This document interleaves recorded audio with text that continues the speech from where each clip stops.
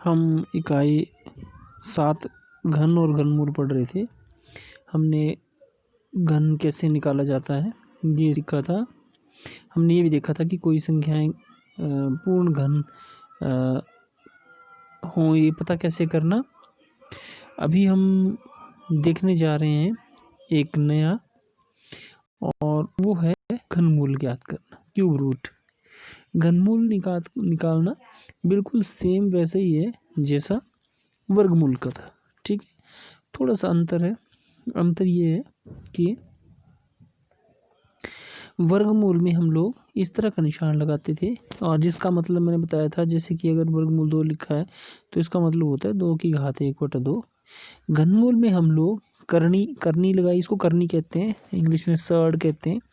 ये सर्ड लगाने के बाद यहाँ 3 लिखा जाता है, और मान लो इस तरह से लिखा है तो इसका मतलब होगा 3 का घन या 3 की घात 1/3, ठीक है।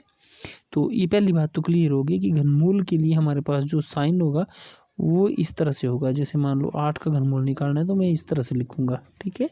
तो घनमूल क्या हुआ,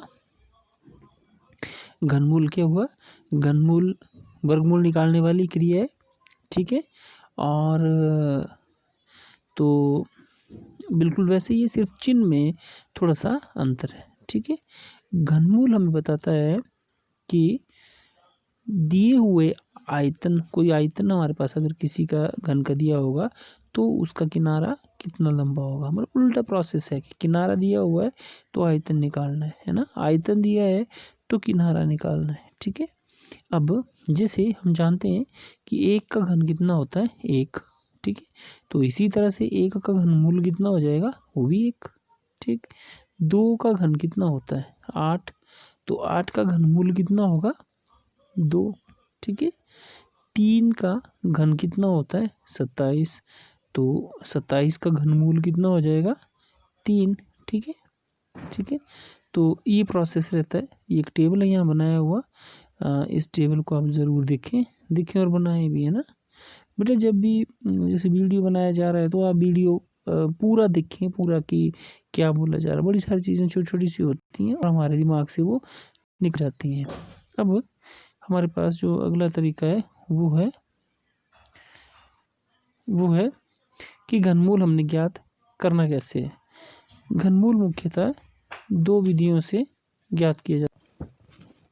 घनमूल या क्यूब रूट, घनमूल या क्यूब रूट ज्ञात करने की 2 विधि हैं हमारे पास, ठीक है। एक है एस्टिमेशन मेथड, आकलन विधि, एस्टिमेशन मेथड आकलन विधि है ना,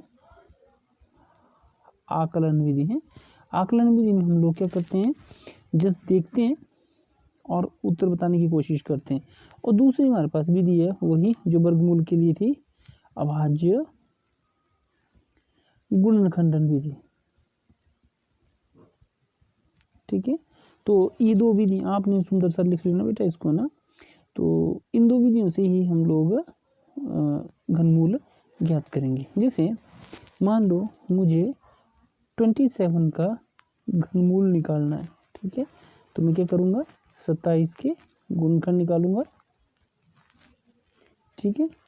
तो 27 के, अब मैंने नीचे चलना है बेटा ना, कट कर रहा हूँ मैं।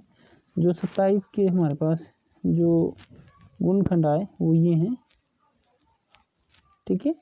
तो घनमूल का निशान दिया हुआ है तो इसके ऊपर भी घनमूल का निशान लगाना है। अब हमारे पास जो मोस्ट इम्पोर्टेंट यहाँ वर्क आता है वो मेन, हमने जो पेयरिंग करनी है, अब जो जोड़े बनाने हैं वो 2 के ना बना करके 3 के बनाने हैं। और किसी भी एक संख्या अगर 3 बार गुणा हो रही है तो उसमें से सिर्फ एक को 3 बार लेके आना है हमने। तो हम बोलेंगे 27 का जो घनमूल है वो कितना है, 3 है, ठीक है। तो ये काम हमने करना है, ठीक है ना। तो जो आपके लिए आज का क्वेश्चन है वो ये है, गुणनखंड निकालने हैं। इनमें जितनी आप प्रैक्टिस करेंगे बेटा वो उतना ही आपके लिए फ़ायदे पे रहेगा। ठीक है, आज के लिए आपको ये जो है वो ये होमवर्क है। ठीक है, नेक्स्ट टाइम हम लोग जो ये अंतिम 2 प्रश्न हैं सत्य और असत्य, यह और